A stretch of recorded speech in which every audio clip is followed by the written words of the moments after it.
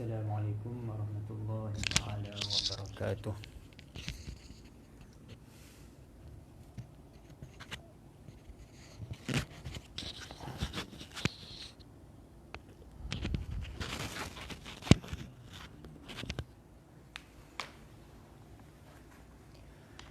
Alhamdulillahi rabbil alamin. Wassalatu wassalamu ala asyrafil anbiya'i wal mursalin wa ala alihi wa sahbihi ajma'in. نويت التعلم والتعليم والتذكر والتذكير والنفع والانتفاع والإفادة والاستفادة والحث على التمسك بكتاب الله العزيز وسنة رسوله والدعاء إلى الهدى والدلالة على الخير ابتغاء وجه الله تعالى ورضائه وقربه وثوابه. بسم الله الرحمن الرحيم. بسم الله الرحمن الرحيم. بسم الله الرحمن الرحيم. Alhamdulillah. Allahumma salli wa sallim ala Sayyidina Muhammadin al-Fatih lima ughliq wal khatimi lima sabaq nasiril haqqi bil haqq wal hadi ila siratikal mustaqim wa ala alihi wa sahbihi ajma'in.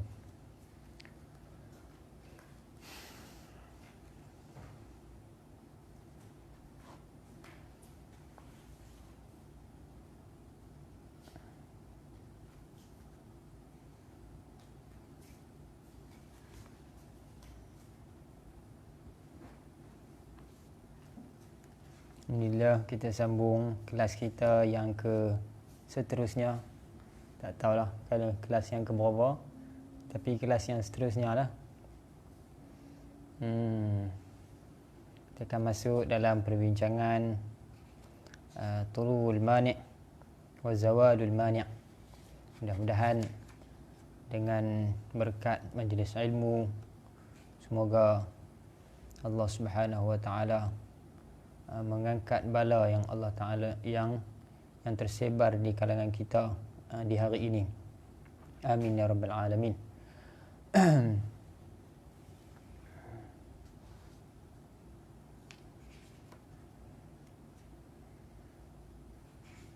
Mana muka surat berapa malam? Muka surat 44. Muka surat 44 bagi siapa yang ada kitab. Siapa yang tak ada kitab, boleh tak telinga dulu. Boleh cari kitab di kemudian hari. Dan kitab ni kitab Arab.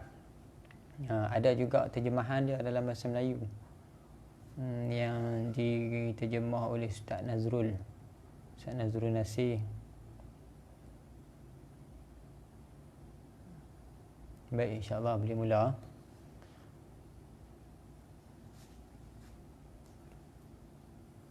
Tafadhal, ahlan wa sahlan Mayub. Baik, kemarin sebelum ni pengajian-pengajian yang telah lalu kita dah bincangkan tentang haid, nifas dan nifas. Tentang masa haid, ta'rif haid dan bila sekurang-kurang haid, sebanyak-banyak haid, kebiasaan haid, tempoh suci di antara dua haid, kemudian bab nifas, sekurang-kurang nifas, sebanyak-banyak nifas, tempoh suci di antara dua nifas, dan tempoh suci di antara nifas dan haid. Kita dah belajar sebelum ni, dan sebelum daripada kita masuk ke perbincangan yang seterusnya, ada soalan tanya tentang beranak melalui pembedahan. Adakah darah yang keluar itu dikira sebagai darah nifas ataupun tidak? Jadi jawapannya kita kena tengok. Sekiranya darah yang keluar melalui pembedahan tu, kalau dia keluar melalui faraj dan keluar itu selepas daripada keluarnya keseluruhan anak, maka darah yang keluar ketika itu dihukumi sebagai nifas. Adapun darah yang keluar tak melalui itu, tak melalui kemaluan, dia keluar melalui perut, jadi tak dinamakan sebagai nifas. Kerana apa? Kerana darah yang keluar melalui perut itu tidak menepati syarat-syarat nifas. Kerana syarat-syarat nifas ni mestilah darah itu keluar melalui kemaluan, dan sebab kemaluan itu dia bersambung dengan rahim. Darah yang datang daripada rahim dia keluar melalui kemaluan. Kalau dia keluar daripada atas, daripada perut, walaupun ia daripada rahim, maka tak dikira sebagai nifas kerana tak cukup syarat-syarat nifas. Itu perbahasan jawapan bagi darah yang keluar melalui pembedahan. Hanya darah yang keluar melalui pembedahan tu, melalui perut tu, dikira sebagai darah yang luka lah. Darah luka disebabkan belah perut, disebabkan operasi sahaja, bukannya tak dikira sebagai haid. Baik. Yang kedua soalannya masalah air ketuban. Air ketuban, apa hukum air ketuban, orang tanya. Sebab apa? Sebab dia akan keluar sebelum daripada melahirkan, sebelum daripada bersalin beberapa jam sebelum dia bersalin, menunjukkan kata kantung yang mengandungi anak itu dah pecah. Kerana anak yang di dalam rahim tu dia berada di dalam kantung, satu kantung yang apabila kantung itu pecah, maka dia akan keluarlah air ketuban. Maksudnya air ketuban itu dia keluar daripada dalam rahim, dan kita dah tahu sebelum ni kan, air yang keluar daripada cecair yang keluar daripada bahagian batin, bahagian dalam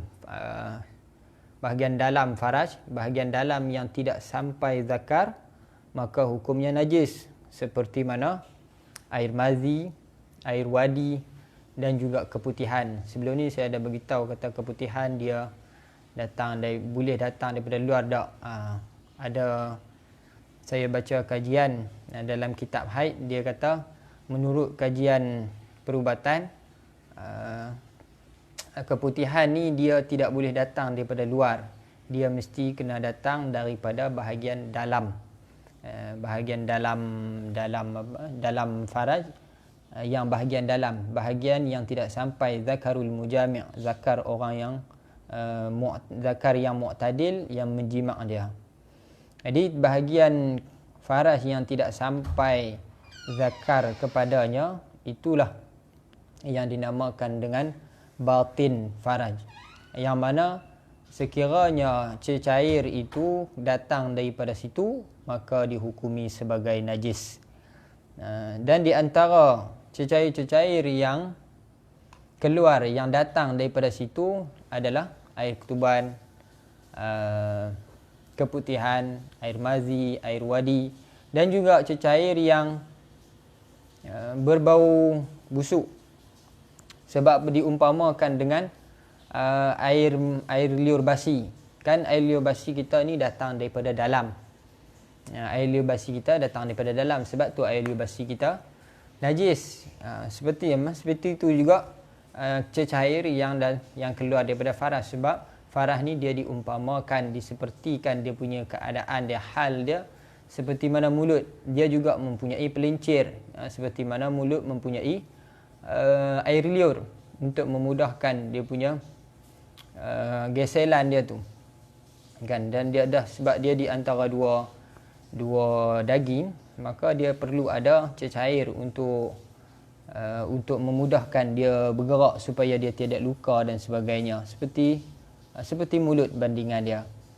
Sebab itulah cecair yang keluar daripada had yang zahir ataupun daripada batin yang sampai batin ataupun bahagian dalam yang sampai zakarul mujami', zakar orang yang menjimak, maka hukumnya adalah suci. menurut pendapat Ibnu Hajar. Tapi menurut pendapat Ibnu Ramli, cecair yang keluar daripada tempat yang sampai zakar hukumnya adalah najis. Tapi kebiasaannya kita mana tahu kan, secara praktikalnya kita tak tahu adakah dia datang daripada betul-betul zahir, yakni tempat yang zahir ketika beristinja, yang ketika duduk mencangkung, yang mana diwajibkan basuh ketika istinja dan mandi. Adakah cecair itu datang daripada situ ataupun daripada tempat yang lebih dalam? Kita tak tahu. Tak tahu. Yang kita tahu kalau dia ada keputihan, bermakna itu datangnya daripada tempat yang lebih dalam, tempat yang tidak sampai zakar. Tempat yang tidak sampai zakar, secara qat'i tidak ada khilaf di antara Ibnu Hajar dan Imam Ramli, hukumnya adalah najis. Yang menjadi khilafnya di tempat yang sampai batin, yang tempat yang sampai zakar orang yang menjima'. Okey, itu dia khilaf. Tapi secara praktikalnya, secara mudahnya, lebih baik kita memakai pendapat Ibnu Hajar. Kerana apa?